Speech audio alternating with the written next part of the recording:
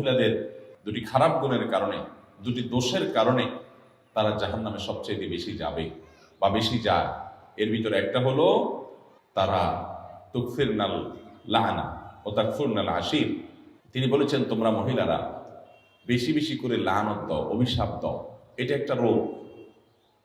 কথায় কথায় এটা পুরুষের মধ্যেও আছে এই রোগ, কিন্তু নারীদের মধ্যে স্পেশালি বিশেষভাবে এই দোষটা অনেক বেশি, যে কথায় কথায় লানত দেওয়া, চট করে রাগ হয়ে স্বামীকে, বাবাকে, সন্তানকে, ছেলে মেয়েকে, সংসারকে, এটাকে সেটাকে অভিশাপ দেওয়া, বদদোয়া করা, গজব দেওয়া, ঠাডা দেওয়া, এরকম খারাপ উক্তিগুলা, অভিশাপগুলা বেশি বেশি দেওয়া, এটা জাহান্নামে যাওয়ার কারণ। আর আরেকটা হলো তাকফুরনাল আশির, স্বামীর নাশুকুরি করা। পুরুষদের মধ্যেও এই রোগ আছে। পুরুষও নাশুকুরি করলে তার ঠিকানা জাহান্নাম হবে, এতে কোনো সন্দেহ নেই। অনেক পুরুষ আছে যে তার মহিলা, তার স্ত্রীর সাথে তার সম্পর্ক ভালো, স্ত্রী সব দিক থেকে ভালো, একদিন একটু উল্টাপাল্টা হলে সে সাথে সাথে সারা বছরের সকল অবদানকে অস্বীকার করে। সারা বছর বেচারি যে ভালো ছিল এটা আর স্বীকার করে না। একদিন তরকারিটা খারাপ হলে আর 10 দিন যে ভালো হয়েছে ওটার কথা সে ভুলে যায়। এরকম নিমক হারাম পুরুষও আছে। কিন্তু নবী করিম সাল্লাল্লাহু আলাইহি ওয়াসাল্লাম এই হাদিস থেকে বোঝা যায় যে আমাদের মা বোনদের মধ্যে এই রোগটা তুলনামূলকভাবে বেশি, যে তারা পুরুষদের বিশেষ করে তার স্বামীদের, তারা নেয়ামতকে অস্বীকার করে ফেলে খুব তাড়াতাড়ি। আর এটি তাদের জাহান্নামে যাওয়ার অন্যতম কারণ। এই জন্য আমাদের মা বোনদের জন্য এই দুটি অ্যালার্মিং পয়েন্ট, যে আসুন আমরা কোনো অবস্থাতে আমাদের সন্তানরা, আমাদের স্বামী, আমাদের মা বাবা, সংসার বা অন্য কোনো কিছুকে আমরা গালিগালাজ করা, বদদোয়া দেওয়া, ঠাডা দেওয়া, আপনার অভিশাপ করা, আল্লাহর লানতের কথা বলা, এগুলো আমরা কখনো করবো না। এরপরে সাবধান থাকবো। আর দ্বিতীয়ত হলো আল্লাহ তাআলা স্বামীর সংসারে যতটুকু আপনাকে নেয়ামত দিয়েছেন এতটুকুর জন্য আল্লাহ শুকর আদায় করবেন, নাশুকরি করবেন না। জীবনে তোমার সংসারে এসে কি পাইলাম? কিছুই পাইলাম না, আমার পুরো জীবন শেষ হয়ে গেছে, অথচ আমি তোমার সংসারে সুখের দেখাই পাইলাম না, এরকম কোনো কথা আমাদের মা বোনরা আমরা বলবো না। বরং আল্লাহ তাআলা আমাকে যে অবস্থায় রেখেছেন সে অবস্থা আমরা শুকর আদায় করবো। অনেক নারী, অনেক মহিলারা আমাদের কাছে আসেন, আমাদের মা বোনরা, আপনারা যারা আজকে আমার কথা শুনছেন, আপনাদেরও মনের ভিতরে অনেক অভিযোগ আছে, আমি জানি। আপনাদের প্রশ্নগুলো পড়লে বোঝা যায় কত কষ্ট আপনাদের। আমরা সেটা স্বীকার করি যে আপনাদের অনেক কষ্ট আছে। সেজন্য সকল মাহফিলে, সকল আলোচনায় আমরা পুরুষদেরকে আল্লাহর ভয় দেই, পুরুষদেরকে সতর্ক করি, পুরুষদেরকে জাহান্নাম থেকে বাঁচার জন্য আহ্বান করি, পুরুষদেরকে মহিলাদের অধিকার করে সচেতন করার জন্য আমরা সর্বদা সোচ্চার সবসময় কথা বলার চেষ্টা করি। কিন্তু আপনাদেরকে আজকে আমি পেয়েছি, আপনাদেরকে আমি বলতে চাই, আমার প্রিয় মা বোনেরা, ধরুন আপনার স্বামীটা অমানুষ, ধরুন আপনার শ্বশুরটা খারাপ মানুষ, ধরুন আপনার শাশুড়ি আপনার প্রতি জুলুম করে, ধরুন আপনার সংসারে আপনি সুখী না, কষ্টে আছেন।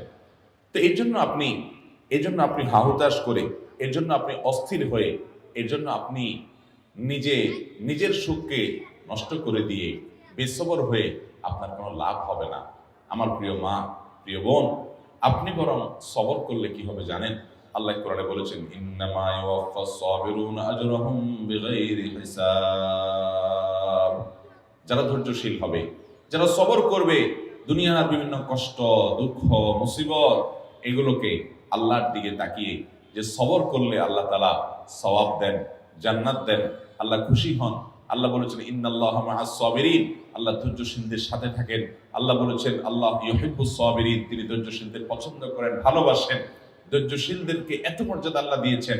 আল্লাহর কাছ থেকে সওয়াবের আশায় যারা একটু ধৈর্য ধারণ করে, সবর করে, হজম করে নেয়, ঢোক গিলে নেয়, নিয়ন্ত্রণ করে নেয়, মেনে নেয়, মানায় নেয় নিজেকে, এই মানুষগুলো, তাদের সম্পর্কে আল্লাহ বলেছেন, ইন্নামা ইউওয়াফাস সাবিরুনা আজরাহুম বিগাইরি হিসাব।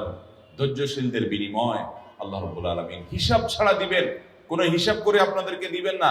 যখন আপনি ধৈর্যশীল হবেন, যখন আপনি সবরকারী হবেন, আল্লাহ তাআলা আপনাকে ডাইরেক্ট দিয়ে দিবেন, কোনো হিসাব নিকাশ করে দিবেন না। আল্লাহর কাছ থেকে হিসাব নিকাশ করে জান্নাতে যাওয়া এত সোজা কাজ না। আল্লাহ যদি বিনা হিসাবে কাউকে জান্নাতে দেয় তাহলে সেটা সহজ। আর বিনা হিসাবে জান্নাতে যাওয়া, এই সৌভাগ্য অর্জন হবে সবরকারীদের, ধৈর্যশীলদের। আমার প্রিয় মা ও বোন, আপনার স্বামীটা অমানুষ, আপনার প্রতি জুলুম করে, আপনাকে গালিগালাজ করে, আপনার বাপমা তুলি কথা বলে, আপনাকে কষ্ট দেয়, আপনার বাপমার দিকে তাকায় না, শুধু নিজেরটাই বুঝে জুলুম অবিচার করে, হয়তো পরকিয়া করে, হয়তো সে অমানুষ, হয়তো সে খারাপ মানুষ, হয়তো সে আপনার কোনো হক আদায় করে না, হয়তো সে বন্ধু বান্ধব নিয়ে আড্ডা মারে, হয়তো সে সংসারের দিকে তাকায় না, হয়তো তার আরো অনেক দোষ আছে, হয়তো আপনার শ্বশুর বাড়িতে আপনার ননদ দ্বারা আপনি কষ্ট পান, আপনার দেবর জুলুম করে, আপনার শ্বশুর অত্যাচার করে, শাশুড়ি বকাঝকা করে, যৌতুকের জন্য চাপ দেয়, নানান কারণে আপনার মনে কষ্ট আছে। আপনি অবশ্যই সেই কষ্ট দূরের জন্য যথাযথ নিয়মে চেষ্টা চালাবেন, মুরব্বীদের মাধ্যমে চেষ্টা চালাবেন, নিজে চেষ্টা চালাবেন, আল্লাহর কাছে দোয়া করবেন তাদেরকে হেদায়েত দেওয়ার জন্য। যদি সীমা লঙ্ঘন তারা করে ফেলে, অবিচার সীমা ছাড়া চলে যায়, তাহলে আপনি অবশ্যই বিচারের ব্যবস্থাও করতে পারেন।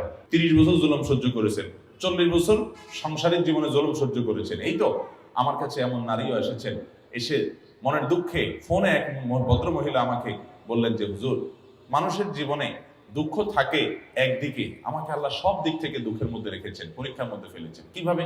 বললেন যে বাবার বাড়িতে কোনো ঠিকানা নাই যাওয়ার, এবং সেখানে থাকার কোনো ব্যবস্থা সুযোগ আমার নাই। স্বামী আমার অমানুষ যত রকম হতে পারে, পরকিয়া শুধু করে না, আমার ঘরে অন্য মেয়েদেরকে নিয়ে তাদের সাথে হারাম সম্পর্ক করে।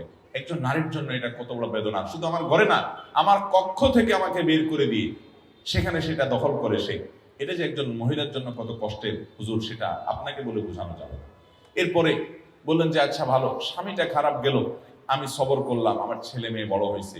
দুঃখের বিষয় হলো সেগুলো অমানুষ, একটা আমাকে দেখতে পায় না, আমার গহনাগুলো নিয়ে চুরি করে বিক্রি করে ফেলে। ওরা দেশে বাইরে থাকে, ওদের টাকা পয়সার অভাব নাই, কিন্তু আমাকে মা হিসাবে তারা স্বীকৃতি পর্যন্ত দেয় না। এরকম স্বামী অমানুষ, সন্তানরাও অমানুষ, বাবার বাড়িতেও যাওয়ার জায়গা নাই, এরকম একটা জনম দুঃখী মানুষ আরেকটা আছে কিনা সমাজে আমি জানি না। ভদ্র মহিলা মনের দুঃখ আমাকে কথাগুলো বলতেছিলেন। ভাইরা আমার, আমি তাকেও বলেছি বোন, আমি আপনার কষ্ট বুঝতে পেরেছি। আল্লাহ তাআলা আপনাকে ধরুন জনম দুঃখী করলেন, চিরদুঃখী করলেন, কোনো দিক থেকে আপনার সুখ হলো না। এরপরও আপনি যদি এইভাবে চিন্তা করেন যে আমার সকল দুঃখের বিনিময়, সারা জীবনের দুঃখের বিনিময় আল্লাহ তাআলা যদি আমাকে জান্নাতটা দিয়ে দেন, এটা থেকে লস প্রজেক্ট হবে ব্যবসা নাকি লাভের হবে? কেমনে লাভের হবে বলেন তো? কারণ আমি কষ্ট করেছি 30 বছর বা 40 বছর, এর বেশি তো না। একজন মহিলা বিয়ে হওয়ার পরে কত বছর বাঁচে?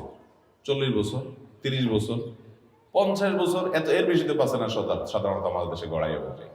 তাহলে 30-40 বছর আপনি কষ্ট করলেন, সব ধরনের জুলুম সহ্য করলেন, এর বিনিময়ে আপনি জান্নাত পেলেন কয়শো বছরের জন্য? অনন্তকালের জন্য, অসীম কালের জন্য। মৃত্যু আর কখনো আসবে। তাহলে 30-40 বছরের কষ্টের বিনিময়ে যদি অনন্তকালের চিরসুখ পাওয়া যায়, লাভ হলো না লস হলো? অতএব সবর করতে হবে, ধৈর্য ধারণ করতে হবে। ধৈর্যশীলদেরকে আল্লাহ তাআলা তাদেরকে বিনা হিসাবে দিবেন পুরস্কার, বিনিময় বিনা হিসাবে জান্নাত দিবেন। অতএব আমরা সবর করবো তো ইনশাআল্লাহ। আল্লাহ আমাদের মা বোনদেরকে সবর করার তৌফিক দান করুন।